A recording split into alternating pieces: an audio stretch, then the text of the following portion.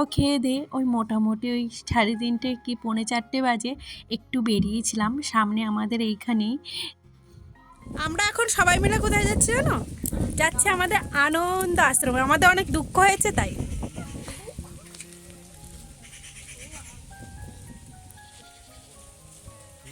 আইসো আইসো।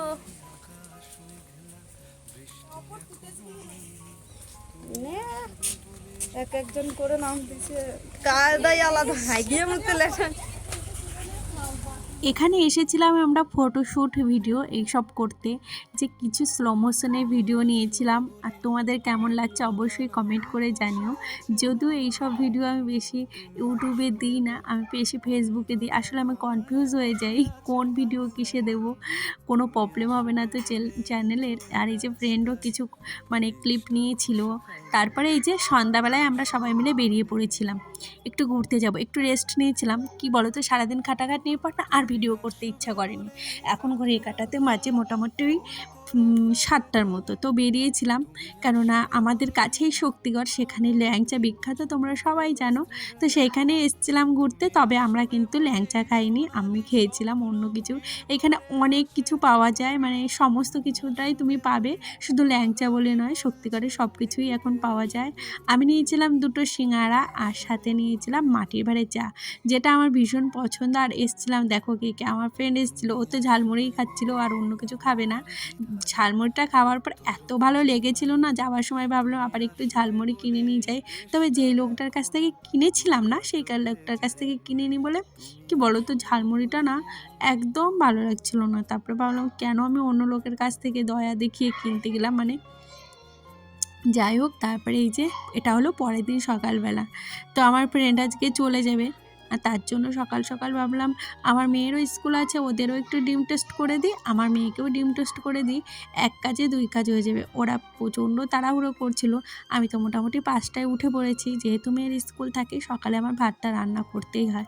আর ও যেহেতু সকাল 7টায় যায় আর আসে ওই 2টোয়, তো তখন অত বেলা না খেয়ে থাকবে, ওর জন্য আমি সকালবেলা উঠে তাড়াতাড়ি আগে ভাতটা মানে রান্না করে আমার মেয়েকে খাইয়ে দিই। কী বলো তো, আমার মেয়ে না মানে কোনো সবজি দিয়ে খুব একটা ভাত খেতে চায় না, তাই সকালে ফ্যান ভাতটা তাড়াতাড়ি হয়, ওটাই খাইয়ে দিই, আর কোনো ঝামেলা করি না আর কি। তো আমার মেয়েকে একটা ডিম টোস্টে দিয়েছিলাম আর ওদেরকে দিয়েছিলাম, আর সাথে কটা বিস্কিট দিয়েছিলাম। যাই হোক, আজকে একটু প্রবলেম হতে পারে, আমার মেয়ে না পাশে খেলছে, আর ওকে এত বারণ করছি না ভয়েস দেওয়ার সময়, ও চেঁচিয়েই যাচ্ছে। এই যে ওর পিসে ওকে রেডি করে দিচ্ছিল, আর ওই যে ওকে স্কুলে পাঠাবো তার আগে কিছুটা টাইম ছিল জানো তো, ভাবলাম তাই চাটা খেয়ে নিই। আমার সকালবেলা প্রতিদিনই ভীষণ দুধ চায়ের নেশা, কেন জানি না। কে কে দুধ চা খেতে ভীষণ ভালোবাসো বলো তো, আমি যতই অ্যাভয়েড করার চেষ্টা করি পারি না। এই যে আনিশাকে এখন বাস চলে এসছে আর ওকে ওর বাবা দিতে যাচ্ছে, যদিও বাস আসেনি, 2-3 মিনিটের ভেতর চলে আসবে। ও চলে যাওয়ার পর তারপরে আমি আর সব কাজ করি, কেননা 7টার মধ্যে রেডি করা মানে বুঝতেই পারছো, ওকে ভাত খাওয়ানো, ওকে ব্রাশ করানো, ওকে ড্রেস পরানো। আর এর মধ্যে আমার ফ্রেন্ডরাও চলে গেছে, তো ওদের আর ভিডিও করতে ভুলে গেছি, মানে এত ব্যস্ত ছিলাম সকালবেলা উঠে না, আমার মানে চোখ খুললেই কাজ আর চারিদিকে কাজ, কী করে যে কোনটা সামলাবো আমি বুঝতে পারি না। আর মেয়েকে নতুন স্কুলে ভর্তি করায় বেশি চাপ হয়ে গেছে, যার জন্য আর ধীরে সুস্থে সবাইকে নেব তখন আর হয়ে ওঠে না। আর ঘর ওকে ঝাড় দিইনি যখন বেরিয়ে গেছে। কালকে রাতে যদিও ঝাড় দিয়েছিলাম, মানে এক কোণে জড়ো করে রেখেছিলাম, তারপরেও কোথা থেকে ঠিক ধুলো চলে আসে আমি জানি না।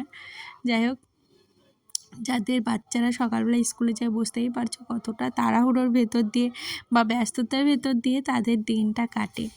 আর কি বলো তো, একদিকে ভালো, ও সকালবেলা ব্যস্ত হলে কি হবে, ও যখন চলে যায় তারপরে মানে নিশ্চিন্ত। আর ওই যে 2টো পর্যন্ত আমার সমস্ত কাজ সেরে স্নান করে পুজো দিয়ে ফেলি। আর কিন্তু আজকে কিন্তু একটা জায়গায় যাব, সেটা পরে বলছি।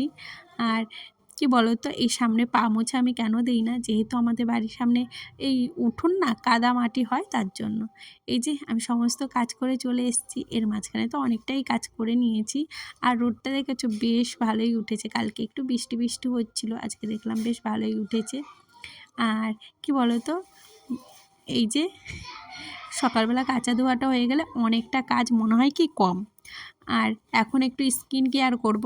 আর সকালবেলা আজকে আমি রান্নাটা করব না, দিদিকেই বলেছিলাম আর কি রান্নাটা করো। দিদি বলছে কী রান্না? আমি বলছি যা খুশি তাই আজকে একটা রান্না করে দাও। কারণ আমি যাব আমার যেহেতু একটু বিজনেস করি তার জন্য কিছু জিনিস আনতে হবে, সেটার জন্য বেরোবো আর কি। যাই হোক এই যে সকালবেলার সমস্ত কাজ গুছিয়ে টুছিয়ে দিয়ে গেছি, দিদিকে বলেছি খালি রান্নাটা করবে, এসে আমি আবার সমস্ত কাজ কমপ্লিট করব। যাই হোক একটু পাশ থেকে আজকে ভয়েস আসতে পারে, তোমরা অ্যাভয়েড করে নিও, কারণ আজকে সকালবেলা ভয়েস দিচ্ছি আর আমার হাজব্যান্ডের স্কুল নেই, আমার মেয়েরও স্কুল নেই, তো দুজনের স্কুলই ছুটি। যতই বলছি না কেন একটু কম আওয়াজ করো, হচ্ছেই না, মানে সেটা আর হবে না। যাই হোক কিছু জামা কাপড় ছিল যেগুলো কালকে ভাঁজ করব করে আর করা হয়নি। তো সকালবেলায় আমি মোটামুটি যাওয়ার আগে সমস্ত কাজ গুছিয়ে দেওয়ার চেষ্টা করছিলাম। এই যে ভাঁজ করেছি এই কুর্তিটা, ভাবলাম কেন ভাঁজ করলাম, পরে ভাবলাম ওটাই পরে গিয়েছিলাম, বেকার কষ্ট আর কি করা। আর দেখে সঙ্গে সঙ্গে যদি ভাঁজ করি না জামা কাপড়গুলো বেশ ভালো থাকে। আর যদি কোথাও ডিপ করে মানে রেখে দিই সে জামা কাপড়গুলো না কেমন কুঁচকে যায়। আমার মনে হয় সঙ্গে সঙ্গে তুলে ভাঁজ করাই ভালো, কিন্তু আমার না ইচ্ছা করে না, ওই অনেকগুলো হয় একসাথে তারপর আর কি করি। যাই হোক সমস্ত ভাঁজ কমপ্লিট হয়ে গেছে, এখন জিনিসগুলো জায়গায় ঢুকিয়ে দিচ্ছি। জায়গায় ঢুকিয়ে রাখলে কী হয়, যখন যেটা আমাদের ৩ জায়গায় ৩ জনার জিনিস থাকে, তো চট করে আমি পেয়ে যাই। যেহেতু আমাদের বাড়িতে আর কোনো লোক নেই আর আমাদের ২টো আলমারি, ৩টে বলতে পারো, তো সবার জায়গা অনেক জায়গায় থাকে। আর এই যে বেডটা পুরো ক্লিন করে নিয়েছি, তারপরে এই যে রেডি হয়ে গেছি, এখন বেরোবো। আজকের ভিডিওটা এখানেই শেষ করলাম। ভিডিওটা ভালো লাগলে প্লিজ একটা লাইক করে যেও, আর যদি একটু বেশি ভালো লাগে তাহলে প্লিজ একটু কমেন্ট করে পাশে থাকো। আজকের মতো টাটা।